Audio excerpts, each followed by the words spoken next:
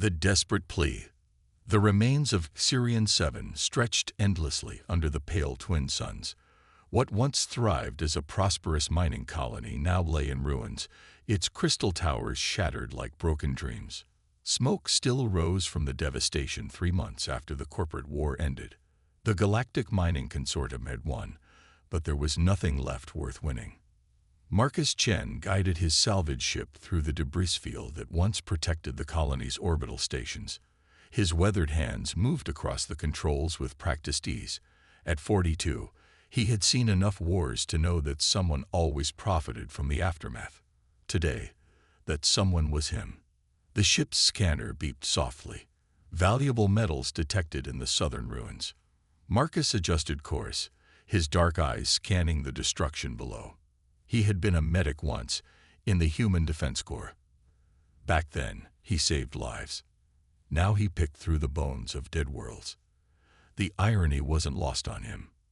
His boots crunched on crystalline debris as he walked through what remained. The Cytherians who lived here had been crystal-based beings, their architecture grown rather than built. Now their beautiful formations lay scattered like cosmic sand. Marcus's scanner led him deeper into the ruins, toward a cluster of buildings that had somehow survived the bombardment. A sound made him freeze. Crying. Soft and desperate, coming from somewhere ahead. Marcus drew his sidearm carefully. Survivors meant complications. The consortium had been clear about escaped assets, but as he rounded a collapsed wall, what he found made him lower his weapon. A Cytherian female sat huddled in the shadow of a broken tower. Her crystalline skin, once probably radiant blue, now appeared dull and cracked. 2 small children pressed against her sides, their own crystal formations dim and lifeless. The woman looked up at Marcus with eyes like shattered sapphires. She spoke in broken standard. Her voice carried the musical quality of her people. "Please, human, my children." Marcus approached slowly, hands visible. Up close, he could see how thin she had become. Her crystal formations, which should have pulsed with inner light, barely glowed. The children were worse. Their small bodies trembled with fever. "How long have you been hiding here?" Marcus asked gently. 2 months, she whispered. "Since the soldiers left. I am Zora Veltheri. These are my children, Lyra and Kale." She gestured to each child with a protective hand. Their father, he tried to fight. The consortium soldiers, she couldn't finish. Marcus knelt down, his medical training taking over. He examined the children without touching, noting the signs of malnutrition and crystal rot. In Cytherians, this condition was often fatal without proper treatment. "They need medical attention," he said. "Real medical attention." Zara's eyes filled with something that might have been tears if her people could cry. "I know. I have watched them fade for weeks. Soon they will." She took a shuddering breath. "I have nothing left to give. No credits, no property, no status. But I will do anything. Anything at all." She looked directly at Marcus, her meaning clear. "Take me. Use me however you wish. I ask only that you save my children first. Let them live, and I will serve you without question or resistance." Marcus felt something cold settle in his stomach. Not disgust at her offer, but rage at a universe that had driven a mother to such desperation. He had seen this before, in other war zones. Good people broken by circumstances beyond their control. "No," he said firmly. Zara's face crumpled. "Please, I beg you." "No," Marcus repeated, standing up. "You don't understand. I'm not saying no to helping. I'm saying no to your offer. You don't need to sell yourself to save your children." Hope flickered in her crystal eyes, fragile and afraid to grow stronger. "You would help us. Without payment. That's what decent people do," Marcus said. He activated his comm unit. "Marcus to ship. Prepare the medical bay for 3 Cytherian patients. Priority 1. His ship's AI responded with mechanical efficiency. Acknowledged. Medical bay prepared.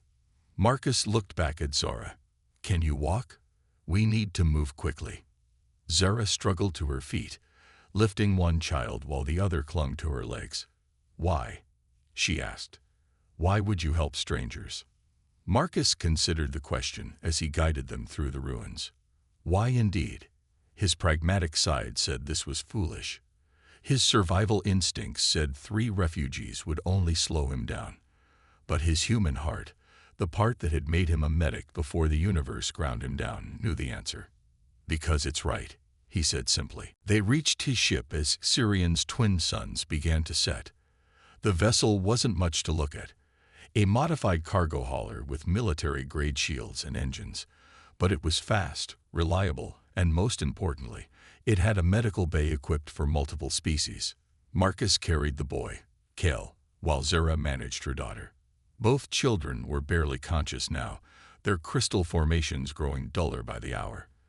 In the ship's medical bay, Marcus worked with desperate efficiency. Nutrient infusions, crystal stabilizers, thermal regulation. Basic treatments that any civilized world would have provided freely. "Will they live?" Zara asked, her voice barely a whisper. "I think so," Marcus said, monitoring their vital signs.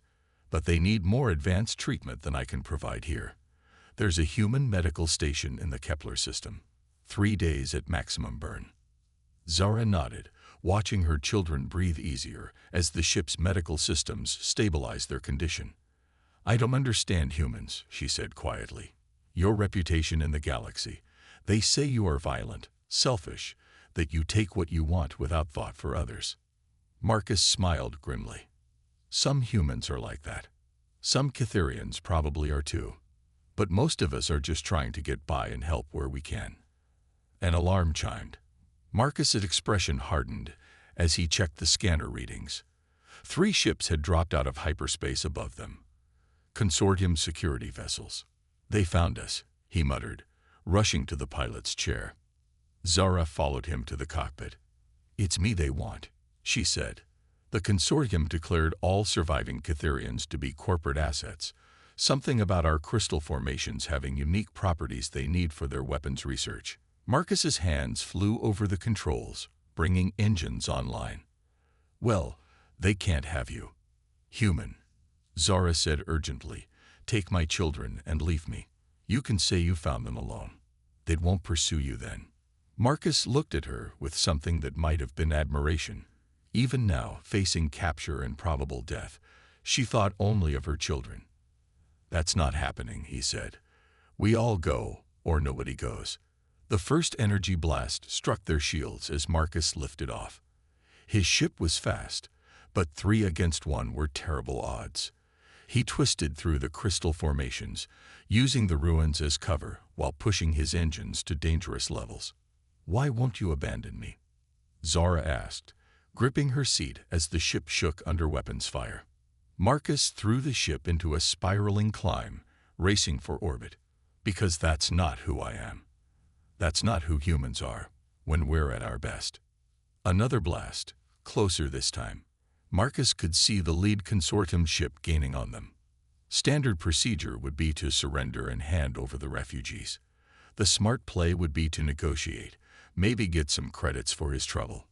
Instead, Marcus pushed his engines past the red line and smiled. "Hold on," he told Zara. "Let me show you what humans do when the odds are impossible."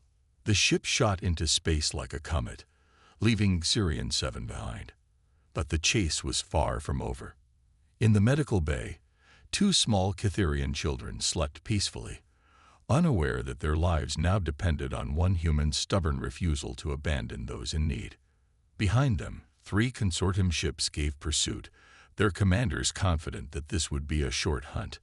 They had underestimated what humans could accomplish when they decided someone was worth saving. Marcus Chen, former medic turned salvage pilot, gripped his controls and prepared to prove them wrong. The last stand and new beginning. Space around Sirian 7 erupted in weapons fire as Marcus pushed his ship to its limits. The 3 consortium vessels spread into attack formation, their sleek hulls gleaming under the system's twin stars. Each ship was twice the size of Marcus's converted hauler, with military-grade weapons and shields. "Surrender your cargo, salvage pilot," Came the transmission from the lead ship. You are harboring stolen corporate property. Marcus didn't bother responding. Instead, he dove toward Sirian's asteroid belt, weaving between chunks of space rock with reckless precision. His ship groaned under the stress, but held together. In the medical bay, the Cytherian children stirred restlessly. Their crystal formations were slowly regaining their glow under treatment, but they remained critically weak. Zara sat between their beds, her own condition improving enough to move around. The humans I've met before were traders and miners, she said as Marcus returned to check on his patients. They were practical, calculating.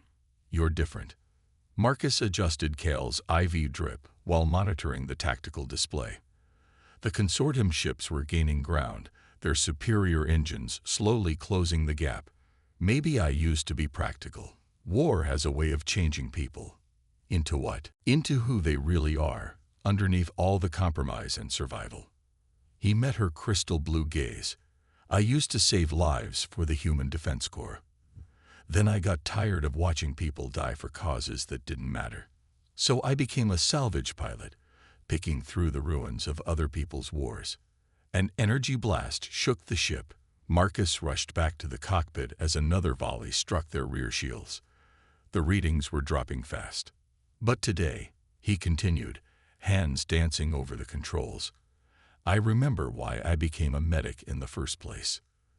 Zara followed him, leaving her children in the medical bay's care.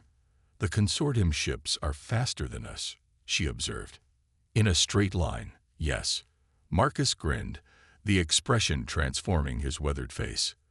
But humans don't fight fair when we're protecting something precious. He activated a series of modifications he'd made to his ship over the years.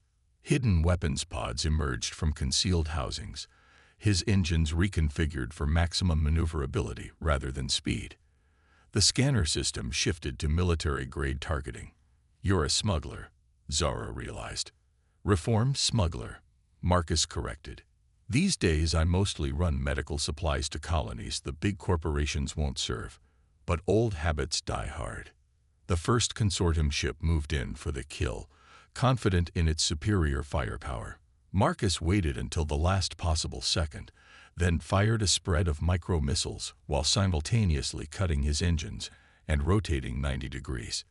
The enemy ship shot past them, its weapons firing uselessly into empty space. Impossible, came the startled transmission from the consortium captain. Marcus's return fire struck the ship's engine housing, sending it spinning out of control. That's one, he muttered. But the other two ships had learned from their companion's mistake. They approached more cautiously, coordinating their attack to prevent Marcus from using the same tactic twice. In the medical bay, young Lyra opened her eyes for the first time in days. Her crystal formations pulsed with faint but steady light. "Mama," she whispered in her musical Cytherian voice. Zara rushed to her daughter's side. "I'm here, little star. Rest now." "Where are we?" Kale asked, his own consciousness returning. "Safe," Zara said, though she could hear the battle raging outside. "A human is helping us." A human helped us. Lyra seemed amazed by this concept. But humans are supposed to be scary. Zara looked toward the cockpit, where Marcus fought desperately against overwhelming odds. "Some are," she said softly. "But this one has the heart of a protector." The ship shuddered under sustained weapons fire. Marcus's shields failed completely, and hull breaches began appearing on his damage display. He had minutes at most before his ship broke apart. "Zara," he called, "I need you up here." She found him studying his scanner readings with fierce concentration. "What is it?" "Your people, the Cytherians. I've read that your crystal formations can interact with quantum fields in unique ways. Is that true?" Zara nodded slowly. "Yes. But why?" "My ship's quantum core is damaged. If it fails completely, we lose life support and propulsion. But if someone could stabilize the quantum matrix..." He looked at her hopefully. Understanding dawned in her crystal eyes. "You want me to interface with your ship's core. I know it's dangerous, Quantum feedback could kill you, but it's the only chance we have. Zara looked back toward her children, then at Marcus. This human had risked everything to save her family, asking nothing in return. Now he needed her help to save them all. "Show me," she said. Marcus led her to the ship's engineering section, where the quantum core pulsed erratically behind protective shielding. Zara placed her hands on the interface panel, her crystal formations beginning to glow brighter. "I can feel it," she whispered. "The quantum streams are chaotic, but I can guide them." Energy flowed between Zara and the ship's core. Her crystal skin began to shine with brilliant light as she synchronized her biological quantum field with the ship's artificial one. The effect was immediate. Power levels stabilized, engines responded more smoothly, and even the weapons systems gained efficiency. "Incredible," Marcus breathed. "Your people could revolutionize space travel." "Now you understand why the consortium wants us," Zara said through gritted teeth. The quantum interface was clearly causing her pain. "We are tools to them, biological computers to power their war machines." Marcus's expression hardened. "Not while I'm breathing." With Zora's enhancement, his ship became something extraordinary. It moved like a dancer through space, weapons firing with impossible accuracy. The remaining consortium ships found themselves outmatched by a humble salvage hauler that should have been destroyed minutes ago. "This is Commander Voss of the Consortium Security Division," came an angry transmission.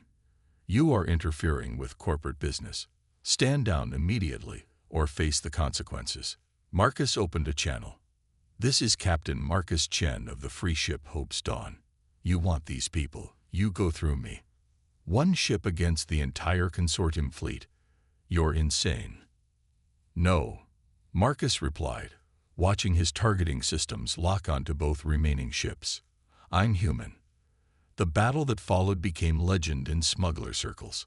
A single modified hauler, powered by Cytherian quantum enhancement and human determination, defeated 2 military vessels through superior tactics and sheer audacity.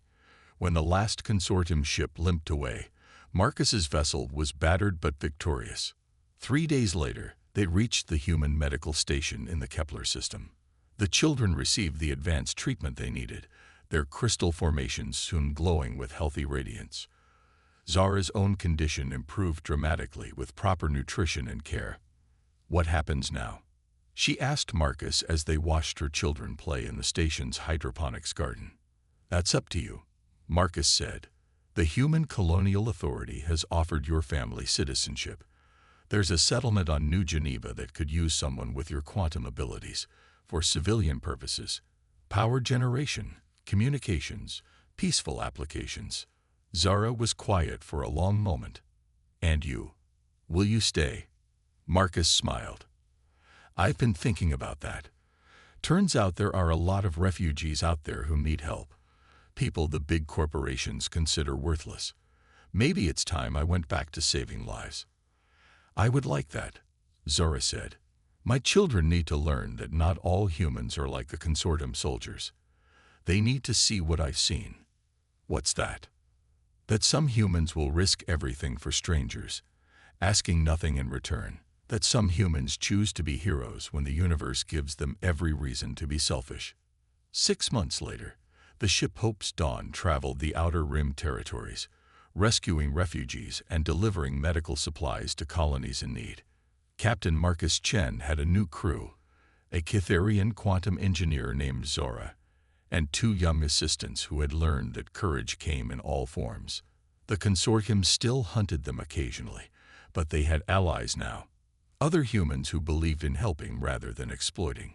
Cytherian survivors who had found new homes among the human colonies, a growing alliance built on mutual respect and shared values.